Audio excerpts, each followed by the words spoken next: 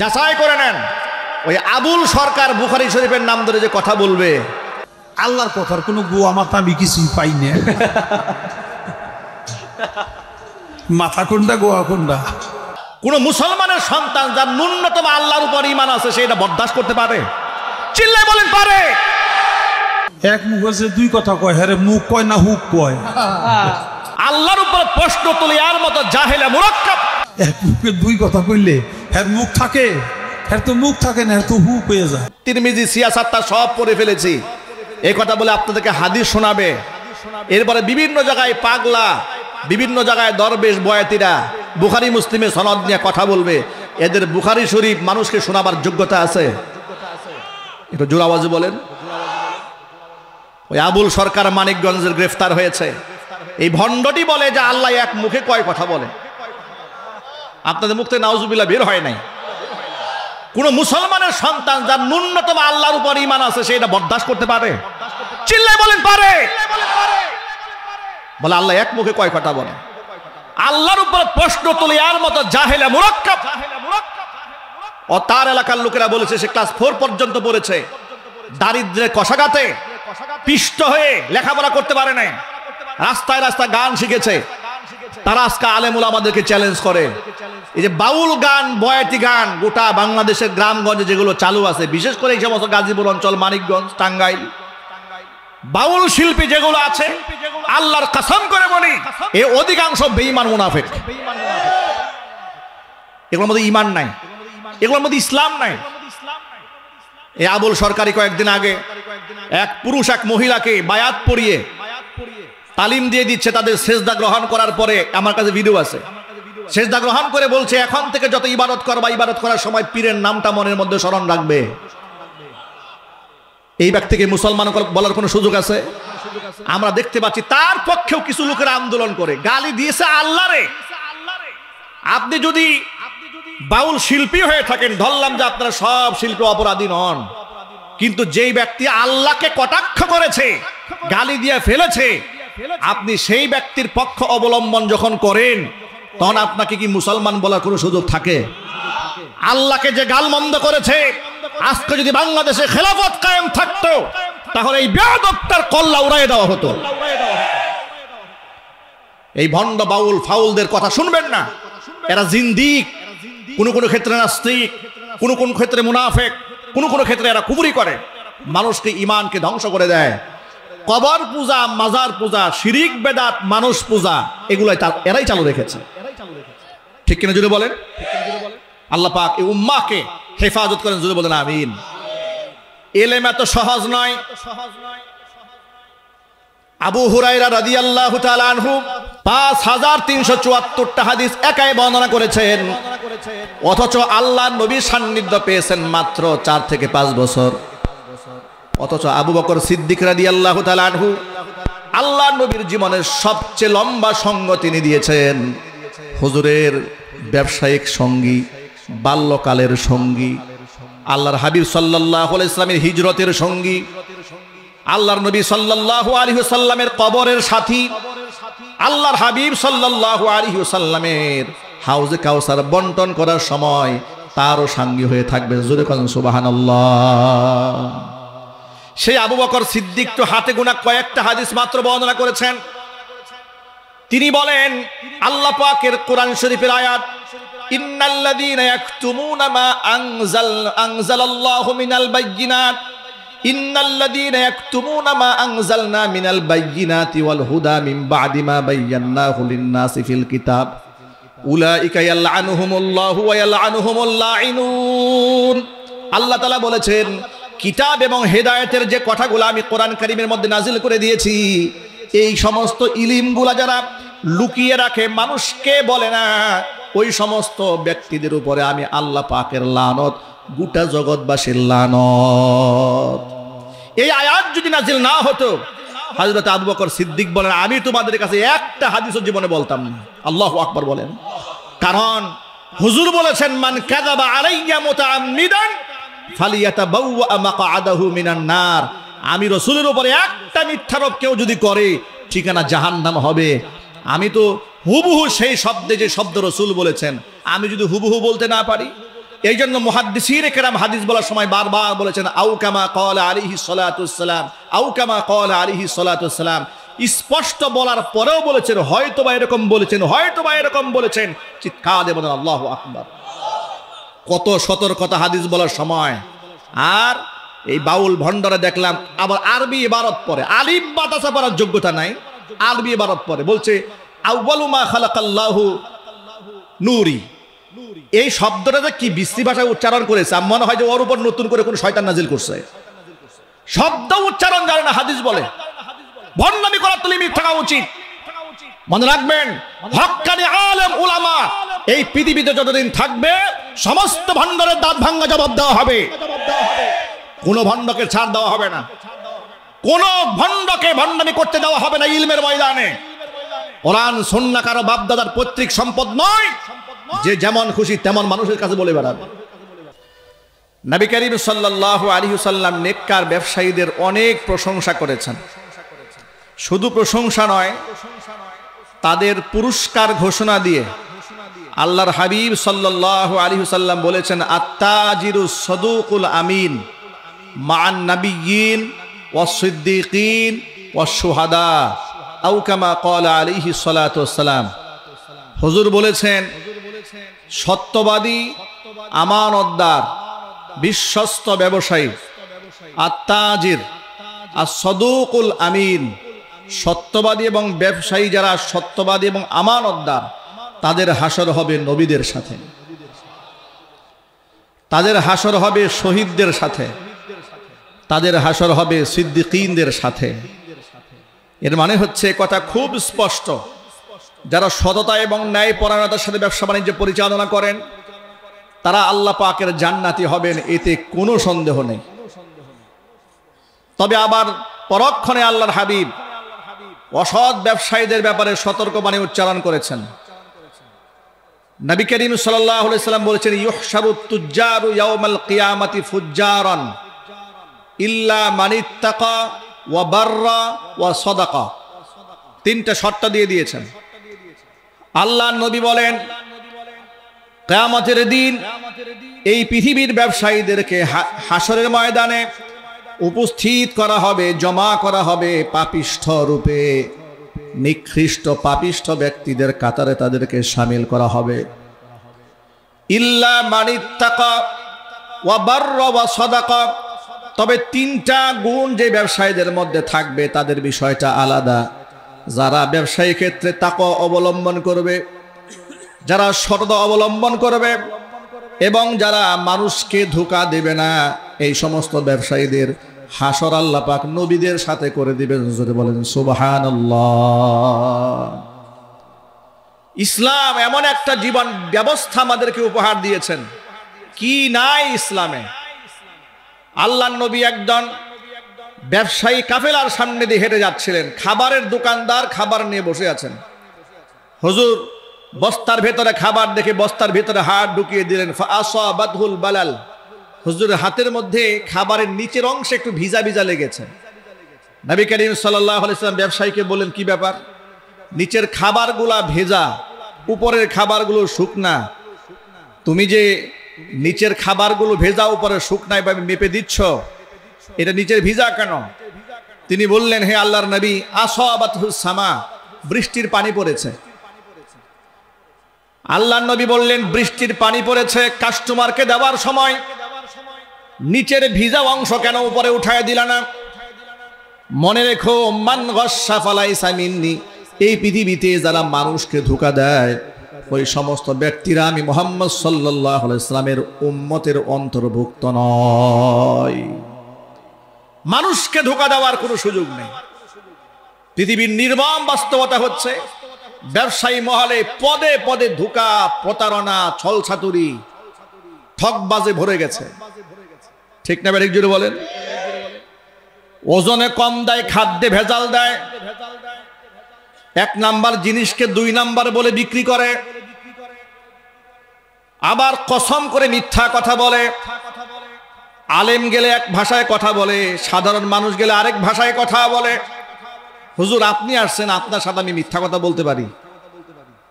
আপনি একটা আলেম মানুষ, ইমাম সাহেব মানুষ, মানে বুঝালো যে আপনি ইমাম সাহেব, আপনার সাথে আমার মিথ্যা কথা বলা অসুবিধা নাই, মানে এটা একটা সমস্যা, কিন্তু পাবলিক যদি আসে তাহলে একটা মিথ্যা কথা বলতে কোনো অসুবিধা নেই।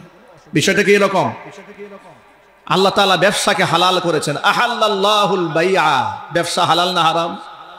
আরো যদি বলেন, ব্যবসা এত হালাল, বিখ্যাত সাহাবী আব্দুর রহমান ইবনে আউফ রাদিয়াল্লাহু তাআলা আনহু হিজরত করে যখন মক্কা ছেড়ে মদিনায় গেলেন, একেবারে নিঃস্ব অবস্থায়, না ঘর আছে, না বাড়ি আছে, না টাকা পয়সা আছে।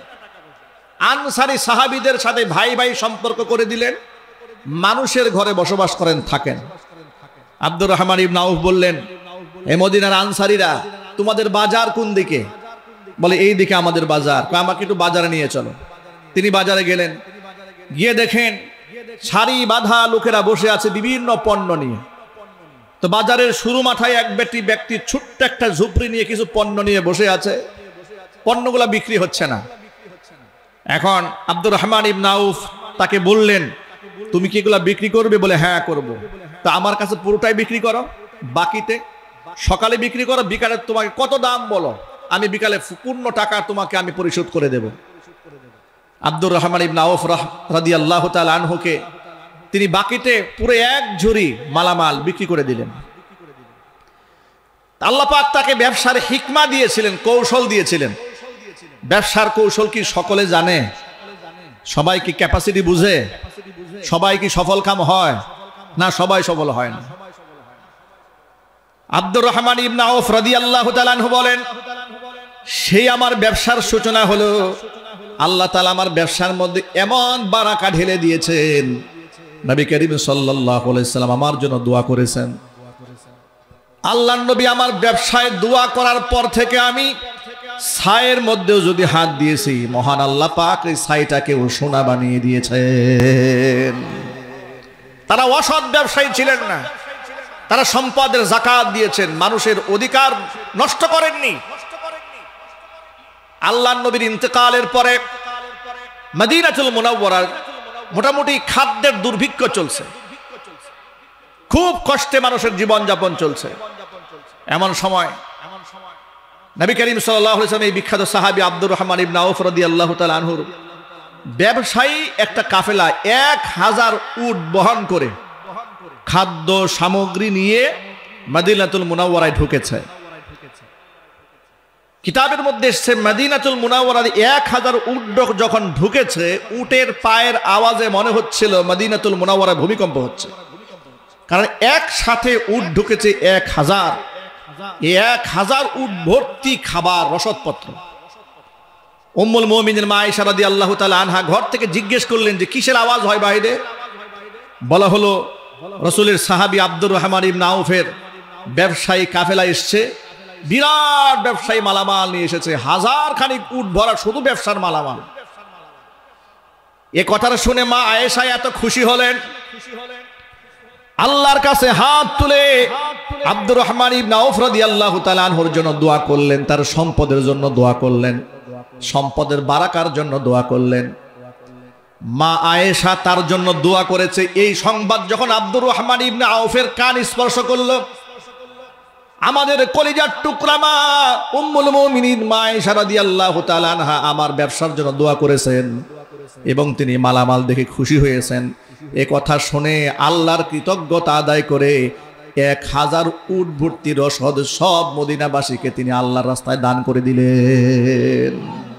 তিনি বলেন, না, এগুলো আমি বিক্রি করব না, আমি ব্যবসার পণ্য এনেছিলাম বিক্রি করার জন্য। আমার মা আয়েশা আমার জন্য দোয়া করেছেন, আমি এই পণ্য আর বিক্রি করব না। তিনি আমার বরকতের দোয়া করেছেন, আল্লাহর নবীর স্ত্রী আমার জন্য দোয়া করেছেন, সেই দোয়া আল্লাহর কাছে 100% কবুল হবে। এই মাল আমি বিক্রি করব না, সব আল্লাহর রাস্তায় দান করে দিয়েছেন। ভাইরা, ব্যবসায়ী যদি সৎ হয় আল্লাহ বারাকা বাড়ায় দেন। ইমাম বুখারী রাহমাতুল্লাহি আলাইহির নাম তো আপনারা সকলেই শুনেছেন, মুহাম্মদ ইবনে ইসমাঈল আল বুখারী রাহিমাহুল্লাহ 194 হিজরিতে জন্মগ্রহণ করেছেন। 194 হিজরিতে মানে নবী করিম সাল্লাল্লাহু আলাইহি সাল্লামের ইন্তেকালের প্রায় 250 বছর পরে ইমাম বুখারী দুনিয়াতে এসেছেন। 250 বছর পরে, অথচ নবী করিম সাল্লাল্লাহু আলাইহি ওয়াসাল্লামকে তো পান নাই, সাহাবায়ে কেরামদেরকেও তিনি পাননি, কারণ 100 হিজরি পরে সাহাবায়ে কেরাম আর জীবিত ছিলেন না। মুহাম্মদ ইবনে ইসমাইল আল বুখারী রাহিমাহুল্লাহ মায়ের গর্ভ থেকে দুনিয়াতে আসার পর কোনো একটা রোগে আক্রান্ত হয়ে দুনো চোখের দৃষ্টি তিনি হারায় ফেলেন। তার মা সব সময় আল্লাহর কাছে দোয়া করতেন, রব্বুল আলামিন তুমি আমার সন্তানের দৃষ্টি ফিরাইয়া দাও, সব সময় দোয়া করতেন। মা ছিলেন বড় আবেদা জাহেদা, অত্যন্ত মুত্তাকি পরহেজগার। কেমন পরহেজগার মা হলে যার গর্ভপাত সন্তান ইমাম বুখারী হয়ে যায়, যার নুসখাটা, যার লিখিত কিতাব হাদিসের আসমানের নিচে জমিনের উপরে সবচেয়ে বিশুদ্ধ কিতাব কোরআনের পরে আসহুল কিতাব বাদা কিতাবিল্লাহ, আল্লাহর কোরআন মাজিদের পরে এই আসমানের নিচে জমিনের উপরে সবচেয়ে বিশুদ্ধ কিতাবের নাম হচ্ছে সহিহুল বুখারী। কেমন ব্যক্তি, কেমন সন্তান গর্ভে ধারণ করেছেন যে মা, সে মা আল্লাহর কাছে দোয়া করেন, আল্লাহ আমার সন্তানের দৃষ্টি ফিরিয়ে দাও, সব সময় দোয়া করে আল্লাহর কাছে। 3-4 বছর বয়স যখন হয়েছে, রাতের বেলায় স্বপ্ন দেখছেন, কে যেন অদৃশ্য থেকে ডেকে বলছেন, মুহাম্মদ ইবনে ইসমাইলের মা তোমার সন্তানের দৃষ্টি ফিরিয়ে দেওয়া হলো। স্বপ্ন দেখে তিনি ঘুম ভেঙে গেল। ঘুম থেকে জেগে উঠে বাচ্চার দিকে তাকায়, দেখে তার বাচ্চার আল্লাহ পাকের কুদরতে দৃষ্টি ফিরে পেয়েছেন। এমন মেধা, এমন তীক্ষ্ণ বুদ্ধি আল্লাহ পাক তাকে দান করেছেন। 11 বছর বয়সে হাফেজ হয়েছেন, 70,000 হাদিস মুখস্থ করে ফেলেছেন। আরো জোরে সুবহানাল্লাহ বলতে হবে। মেধা কাকে বলে? 2-4-5টা হাদিস সনদ সহ মুখস্থ করতে জান বের হয়ে যায়। ইমাম বুখারী নিজের ব্যাপারে বলেছেন যে আমি 6 লক্ষ হাদিস সনদ এবং মতন সহ মুখস্থ করেছি। শুধুমাত্র বুখারী শরীফের হাদিসের সংখ্যা 7,375টা হাদিস। এটা যদি তাকরার ধরা হয়, এক হাদিস বারংবার এসেছে, সংক্ষিপ্ত আকারে ধরা হলে হাদিসের সংখ্যা 2600 শুধুমাত্র বুখারীতে এসছে। আর ইমাম বুখারী রাহিমাহুল্লাহ এই এক একটা হাদিস লেখার সময় তার আমাল, তার তাকওয়া, তার পরহেজগারিতা, তার আমানতদারিতা কল্পনাকে হার মানিয়ে দেয়। তিনি বলেছেন, আমি যখন এই একটা করে হাদিস বুখারী শরীফে লিখতাম, একটা হাদিস লিখিত করার আগে, লেখার আগে আমি আগে ওযু করতাম, গোসল করতাম। গোসল করে 2 রাকাত নামাজ আদায় করে আল্লাহর কাছে সাহায্য প্রার্থনা করতাম। এরপরে আমি হাদিসটা লিখতাম খাতায়। জোরে বলেন আল্লাহু আকবার। আবার এই যে হাদিসগুলা তিনি নিয়েছেন, কেমন নিয়েছেন শোনেন একটু। আজকে তো আমরা কথায় কথায় লোকদের মুখে হাদিস শুনি, সূরা ফাতিহাও জানে না, সেও হাদিস পড়ে ফতোয়া দেয়। জীবনেও মাদ্রাসায় পড়ে নাই, সেও মুফতি হয়েছে। বাউলরা পর্যন্ত এখন বুখারী মুসলিমের সনদ নিয়ে তালবাহানা করে, আল্লাহর নামে বাজে কথাবার্তা বলে। অথচ হাদিস বর্ণনা করা এত সহজ কাজ নয়। আল্লাহর নবী সাল্লাল্লাহু আলাইহি সাল্লাম বলেছেন, মান কাযাবা আলাইয়া মুতাআম্মিদান ফালিয়াতাবাওয়া মাকআদাহু মিনান নার। আমি নবীর উপরে এমন কথা যদি কেউ চালায় দেয় যেটা আমি বলি নাই। কিছু লোকের অভ্যাস আছে না, কথায় কথা বলে হাদিসে আছে, হাদিসে আছে। হাদিসে আছে মানে আল্লাহ রাসূল বলেছেন, আর আল্লাহ রাসূল বলেছেন মানে আল্লাহর পক্ষ থেকে এসেছে, ওটা ওহী। আল্লাহ নবী কি মন গড়া কোনো কথা বলেছেন? ইমানদারের মতো দীপ্ত কণ্ঠে জবাব দিন। আল্লাহ রাসূল মন গড়া কোনো কথা বলেছেন? তাহলে আপনি যে বলেন হাদিসে আছে, এই কথার মূল প্রতিপাদ্য বিষয় কি দাঁড়িয়েছে? আপনি বলেন হাদিসে আছে মানে রাসূল বলেছেন, আর রাসূল বলেছেন মানে আল্লাহর পক্ষ থেকে জিবরাইল নিয়ে আসছে, সেটা ওহী। আপনি বানোয়াট, মদখোর, গাঁজাখোরদের কথাকে হাদিস বলে চালিয়ে দিলেন। অবস্থা কি হলো? যে কাউলুল বাশার, কাউলুল কাযযাবিন, মিথ্যাবাদীদের কথাকে আপনি ওহী রূপে চালিয়ে দিয়েছেন। আপনার রেজাল্ট কি হবে? শাস্তি কি হবে? রাসূল বলছেন। হুজুর বলেন, এই রকম ভাবে যদি হাদিসের নামে বানোয়াট কোনো কথা আমার নামে চালিয়ে দেয় কেউ, ফালিয়াতাবাওয়া মাকআদাহু মিনান নার, তার ঠিকানা সে যেন নিজেই জাহান্নাম বানিয়ে নেয়। শুধু কি তাই? এই যে কোরআনে কারীমের আলোচনা আপনাদের সামনে আমরা উপস্থাপন করি, এত সহজ নয় আল্লাহ পাকের কালামের তাফসীর করা। নবী করিম সাল্লাল্লাহু আলাইহি সাল্লাম বলেছেন, মান ফাসসারাল কুরআনা বিরাইহি ফাসাবা ফাকাদ আখতা। যেই ব্যক্তি মন গড়া আল্লাহর কালামের ব্যাখ্যা করবে, সে যদি সঠিকও করে থাকে ফাকাদ আখতা, তারপরেও সে গুনাহগার হবে। অন্য একটা হাদিসের মধ্যে এসেছে, নবীজি সাল্লাল্লাহু আলাইহি সাল্লাম বলেছেন, মান ক্বালা ফিল কুরআনি বিরাইহি, যেই ব্যক্তি মন গড়া আল্লাহর কোরআনের তাফসীর মানুষকে শোনাবে, ফালিয়াতাবাওয়া মাকআদাহু মিনান নার, সে যেন জাহান্নামে নিজের ঠিকানা বানিয়ে নেয়। নাউজুবিল্লাহ পড়েন। হাদিস বলা, আল্লাহ পাকের কোরআন বলা, এটা কি খুব সাধারণ কোনো বিষয়? একটু যদি বলে না কেন সাধারণ কোনো বিষয় না? এটা সাধারণ কোনো বিষয় নয়। ডাক্তারি সার্টিফিকেট ছাড়া ভুয়া ডাক্তারদেরকে দেখবেন বিভিন্ন জায়গায় মামলা হয়, প্রেসক্রিপশন দিচ্ছে 1000 টাকা দিয়ে, চেম্বার খুলে বসেছে, এমবিবিএস পাস করবে দূরের কথা, বিএ পাসও করে নাই, ঠিক কিনা? বিভিন্ন ডাক্তারদের কাছে ছিল কিছুদিন, চেম্বার করে হাতের যশ একটু ভালো আছে, এমবিবিএস ডাক্তার হয়ে বসে আছে, বিভিন্ন সময় রিপোর্ট বের হয়। অনুরূপভাবে এই যদি ভুল চিকিৎসা দিয়ে মানুষকে ক্ষতি করে, না হয় তার জানের ক্ষতি হবে। আর ইলিম আমল ছাড়া আলেম সেজে যদি কেউ ভুল করে, তাহলে মানুষের জানের ক্ষতি হয় না, মানুষের ঈমান ধ্বংস হয়ে যায়, ঈমান শেষ।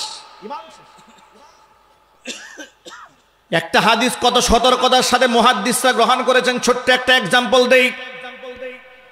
ইমাম বুখারী রাহমাতুল্লাহি আলাইহি বলেছেন, জীবনে কোন রাবী মিথ্যা কথা বলেছে কিংবা কাউকে ধোঁকা দিয়েছে, জীবনে কোনোদিন কারো সাথে প্রতারণা করেছে, কিংবা স্মৃতিশক্তির মধ্যে কোনো দুর্বলতা আছে, কিংবা হাদিস বলতে গিয়া জীবনে একটা ভুল জীবনে বলেছে, এমন কোনো অকাট্য প্রমাণ যদি কেউ দেখাতে পেরেছে, তার কাছ থেকে ইমাম বুখারী রাহমাতুল্লাহি আলাইহি হাদিসই গ্রহণ করেন না।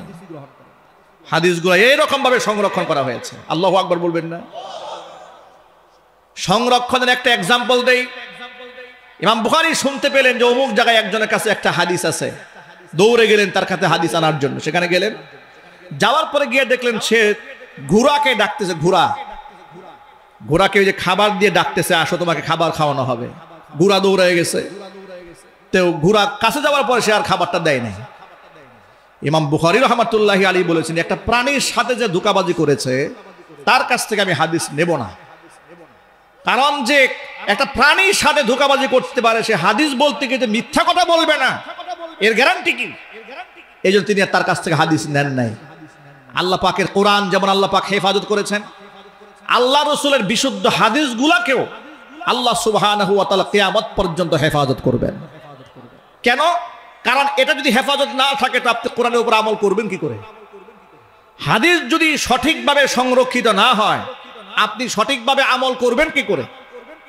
যেমন কোরআনে 5 ওয়াক্ত নামাজের কথা এক জায়গায় বলা নাই, কোরআনে শুধু এসেছে আকিমুস সালাহ ওয়া আতুজ যাকাত, 83 জায়গার মধ্যে নামাজের কথা কোরআনে আছে। কত জায়গায় জুড়ে বলেন?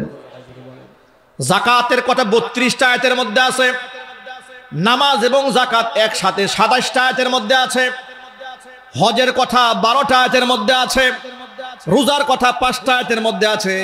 এই যে নামাজ, রোজা, হজ, যাকাত এক একটা আয়াতের মধ্যে আছে, কিন্তু ডিটেইলস বিশ্লেষণ করে কোনো বিধান কোরআনে দেওয়া নাই। নামাজ 5 ওয়াক্ত, যোহরের নামাজ কয় রাকাত ফরজ? একটু জোরে আওয়াজে বলেন। আসর কয় রাকাত? মাগরিব, ঈশা, ফজর। কোরআন শরীফের কোন সূরার মধ্যে লেখা আছে এটা? বলেন আপনারা। আপনারা তো কোরআন শরীফ টুকিটাকি তো পড়েছেন, বলুন আপনারা কোরআন শরীফের কোন আয়াতের মধ্যে 5 ওয়াক্ত নামাজের কথা আছে? এর মানে হচ্ছে কোরআন হচ্ছে উসুলুদ্দিন, উসুলুল ইলম, ইলমের উসুল হচ্ছে কোরআন, আর এর ব্যাখ্যা হচ্ছে নবী করিম সাল্লাল্লাহু আলাইহি ওয়াসাল্লামের হাদিস। চিৎকার দিয়ে বলেন সুবহানাল্লাহ। এই সব ব্যাখ্যা নিতে হয় হাদিস থেকে। এই জন্য শুধু কোরআন মানি হাদিস মানি না, এ কথা যে বলবে তার ঈমান থাকবে না। এই জন্য আহলুল কোরআন যারা নিজেকে দাবি করে, বর্তমান সমাজে একটা ফিতনা দাঁড়িয়েছে যে হাদিস মানি না, শুধু কোরআন মানি, শুধু কোরআন মানি। ভণ্ড প্রতারক। শুধুমাত্র কোরআন হাদিস বাদ দিয়ে মানার তো সুযোগই নাই। কি বলেন আপনারা? মানার কোনো রাস্তা আছে? রাস্তা তো নাই। ভাইরা আমার, হাদিসটাকে আল্লাহর নবী সাল্লাল্লাহু আলাইহি সাল্লাম সাহাবীদের আমলে লিখিতভাবে সংরক্ষণ করেছেন। পরবর্তীতে সাহাবায়ে কেরাম, তাবিন, তাবিন তাদের কাছ থেকে ইমাম বুখারী রাহমাতুল্লাহি আলাইহি হাদিসগুলো সংগ্রহ করেছেন। এইভাবে জীবনেও একটা মিথ্যা কথা বলেন নাই, এরকম যার কাছে প্রমাণ পেয়েছেন তার কাছ থেকে হাদিস নিয়েছেন। মুসলিম শরীফের মুকাদ্দিমা ভূমিকার মধ্যে ইমাম মুসলিম রাহিমাহুল্লাহ একটা হাদিস উল্লেখ করেছেন সহিহ সনদে। ইবনে শিরিন রাহিমাহুল্লাহ থেকে তিনি বর্ণনা করেছেন। তিনি বলেন, ইন্না হাযাল ইলমা দীনুন ফানজুরু আম্মান তাখুদুনা দীনাকুম। এই যে ইলমটা আপনারা শুনেন, কোরআন সুন্নাহর যে জ্ঞানটা, এই জ্ঞানটাই মূলত দ্বীন। দ্বীন ভিন্ন কিছু না। ইন্না হাযাল ইলমা দীনুন ফানজুরু আম্মান তাখুদুনা দীনাকুম। এটাই যেহেতু দ্বীন, সুতরাং দ্বীন আপনি কার কাছ থেকে শিখছেন ওই ব্যক্তিটাকে একটু ভালো করে দেখে নেন। নবী করিম সাল্লাল্লাহু আলাইহি সাল্লাম হক্কানে আলেমদের একটা দায়িত্ব দিয়েছেন। আল্লাহ নবী বলেছেন, ইন্নাহা ইয়াহমিলু হাযাল ইলমা মিন কুল্লি খালাফিন উদুলু ইয়ানফুনা আনহু তাহরিফাল গালিন ওয়া ইনতিহালাল মুবতিলিন ওয়া তা'ওয়িলাল জাহিলিন। নবী করিম সাল্লাল্লাহু আলাইহি সাল্লাম বলেছেন, ইন ইয়াহমিলু হাযাল ইলমা মিন কুল্লি খালাফিন উদুলু। প্রত্যেক প্রজন্মের ভিতর থেকে একদল ইনসাফগার আলেম এমন হবে যারা এই ইলমের ধারক এবং বাহক হবে। তাদের তিনটা কাজ হবে। ইয়ানফুনা আনহু তাহরিফাল গালিন, সীমালঙ্ঘনকারীদের সীমালঙ্ঘন থেকে ইলমকে তারা রক্ষা করবে। ওয়া ইনতিহালাল মুবতিলিন, বাতিল মিথ্যাবাদীদের মিথ্যা সংযোজন থেকে ইলমকে রক্ষা করবে।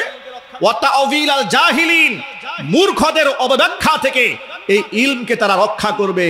এইরকম হক্কানি আলেম ওলামা প্রত্যেক প্রজন্মের মধ্যে আল্লাহর পক্ষ থেকে জাতির জন্য উপহার থাকবে।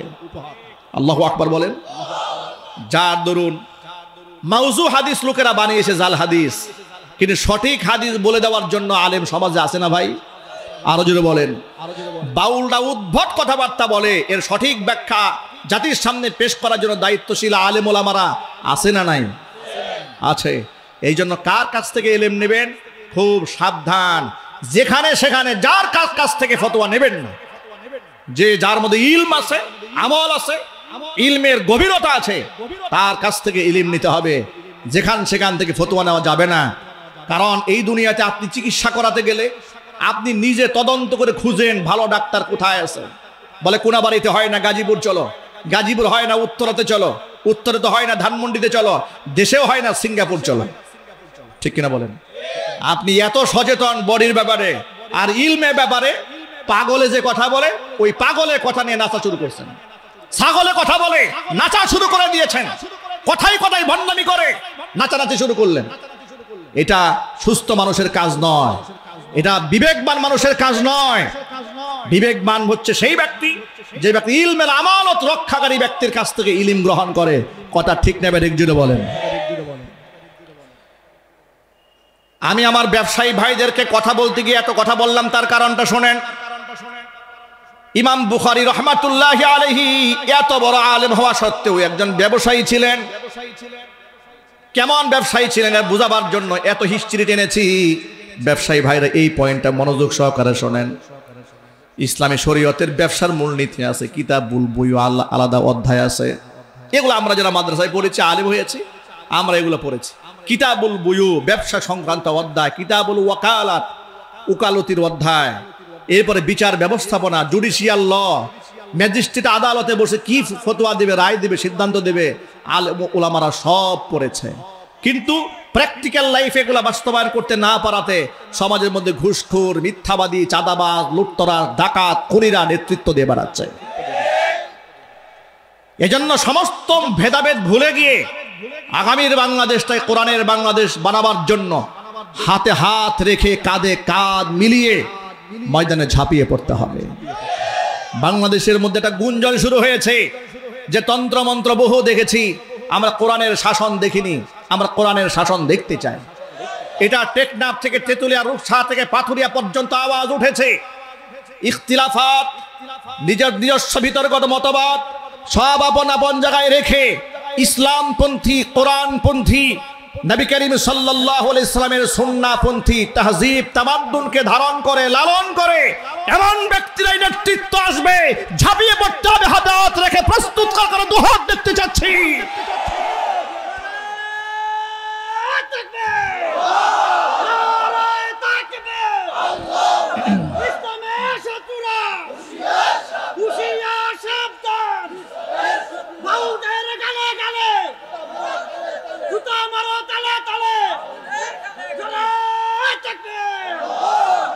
ভাইরা আমার, ইমাম বুখারী রাহমাতুল্লাহি আলাইহি বড় মাপের ব্যবসায়ী ছিলেন। একবার কিছু কাস্টমার এসেছে তার কাছে মালামাল কেনার জন্য। মনে মনে সংকল্প করেছেন 5,000 টাকা হলে মালটা দিয়ে দিবেন, কিন্তু এখনো চুক্তি হয় নাই। লোকেরা দাম দর কনফার্ম করার আগে চলে গেছে। তারা বলল 2 দিন পরে জানাবো। ইমাম বুখারী রাহমাতুল্লাহি আলাইহির সাথে তাদের সাথে দাম দর নিয়ে কোনো ফিক্সড প্রাইস এখনো পর্যন্ত কনফার্ম হয় নাই। লোকরা চলে গেছে 2 দিন। এই মাফাক দিয়ে আরেক দল একদল এসেছে, ব্যবসায়ী কাফেলা এসে তার কাছে মালামাল ওই পণ্যটায় 10,000 টাকা দাম বলেছে। ইমাম বুখারী রাহমাতুল্লাহি আলাইহি বললেন, না, এই পণ্য তোমাদেরকে দেওয়া যাবে না। কেন হুজুর দেওয়া যাবে না কেন? যা আমি অন্যদের কাছে কমিটমেন্ট করেছি আত্মিকভাবে যে 5,000 টাকা দিয়ে এই পণ্য তাকে দিয়ে দিব। হুজুর আপনি এটা কি কথা বলেন? আমরা আপনাকে 10,000 টাকা বলছি, আপনি দিচ্ছেন না, 5,000 টাকা দিয়ে তারে দেবেন? বলে হ্যাঁ। তার সাথে আপনার কমিটমেন্ট হয় নাই। ইমাম বুখারী বলছেন, তার সাথে আমার মৌখিক কমিটমেন্ট হয় না, কিন্তু আমি নিজের মনকে বলেছিলাম 5,000 টাকা হলেই দিয়ে দিব। আমি আমার নিজের কাছে অপরাধী হতে চাই না। আল্লাহু আকবার বলবেন না? ভাইরা, খালি যোগ্যতা আছে একটা টং দোকান দিয়ে বসবেন, এর নাম ব্যবসায়ী নয়। বাবার টাকা আছে, সোনার দোকান দিয়ে বসে আছেন। বাবার দোকান টাকা আছে, বিরাট বড় আড়ত গেড়ে বসে আছেন। হালাল না হারাম, জায়েজ না নাজায়েজ, বৈধ না অবৈধ, করা করব না করব না, কোনো ইলম নাই। এটার নাম মুসলমান? মুসলমান কি এরকম এই কাজ করার জন্য এসেছে? না, মুসলমানকে পূর্ণাঙ্গ জীবন ব্যবস্থা ইসলাম কে দিয়েছেন? চিৎকার দিয়ে বলুন, কে দিয়েছেন? ব্যবসা সম্পর্কে জানুন, কোনটা বৈধ কোনটা অবৈধ, ওজনে কম দিলে কি হবে, খাদ্যে ভেজাল দিলে কি হবে, 2 নম্বরে কি করলে কি হবে, প্রতারণা করলে কি হবে, জানুন। এই যে আপনার জন্য প্রত্যেকটা ব্যবসায়ীকে এটা জানা ফরজ। আল্লাহ পাক যেন আমার ব্যবসায়ী ভাইদেরকে বুঝার তৌফিক দান করেন। আজকে যদি আমাদের ব্যবসায়ী ভাইরা সৎ হতেন, সবাই যদি ভালো হতেন, তাহলে এই যে বাজারের মধ্যে কৃত্রিম ক্রাইসিস তৈরি হয়, অনেক সময় লোকেরা খাবারকে গুদামজাত করে কৃত্রিম সংকট তৈরি করে। নবী করিম সাল্লাল্লাহু আলাইহি সাল্লাম বলেছেন, যারা কৃত্রিম ক্রাইসিস তৈরি করে পরকালে তো কঠিন শাস্তির সম্মুখীন তারা হবেন। এই পৃথিবীতে নগদ শাস্তি হচ্ছে এই ব্যক্তির দারিদ্রতা মৃত্যুর আগ পর্যন্ত দূর হবে। খবরদার কৃত্রিম ক্রাইসিস তৈরি করবেন না, মানুষের জন্য সহজ করে দেন।